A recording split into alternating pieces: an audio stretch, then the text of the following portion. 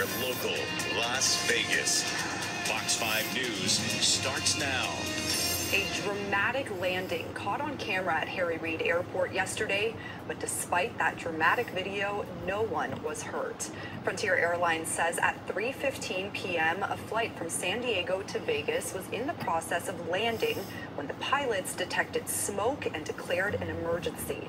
The airline confirmed the plane did land safely and all passengers and crew were evacuated. The cause is still under investigation. And Metro Police are investigating two deadly crashes from Saturday. The first one happened around 5:40 in the morning. Police say a Ford Ranger was driving down Marion Drive when it hit a pedestrian in the road and fled the scene. That pedestrian, a 48-year-old man, was taken to the hospital where he died, and the 22-year-old driver was later found and arrested on DUI and hit-and-run charges. And another deadly crash last night at the intersection of West Ann Road and Old Grove Way. Police say at 9:30 p.m. a motorcycle crashed into the front of a Kia that was turning left on Old Grove, and the 44-year-old rider was thrown off the motorcycle and died at the scene. The 63-year-old Kia driver was transported to UMC with minor injuries, and this marks the 115th traffic death in Metro's jurisdiction so far this year. Today, Metro Police identified the two officers who were involved in a deadly shooting Friday on Tropicana near the Strip. Officers Anthony Salinas and Trenzel Allen. Metro says they're both assigned to the Tourist Safety Division at Convention Center Area Command. Police say a man confronted the officers with a knife after he was removed from a nearby bar. And they say he charged at them, they opened fire, and the man died at the hospital. His name still has not been released. Both Salinas and Allen were placed on routine administrative leave while the department investigates. And we have an update on a baby's urn that was found in a stolen truck. A relative of that baby has made contact with the family who found the urn.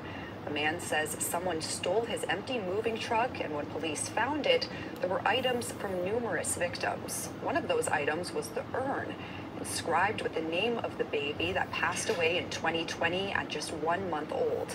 The relative of that baby says they didn't even know the urn was missing or lost, and they still don't know how it was stolen. The woman who was holding on to the urn says she is setting up a time to bring it back to the baby's family. We are counting down to the final moments of the Tropicana Towers.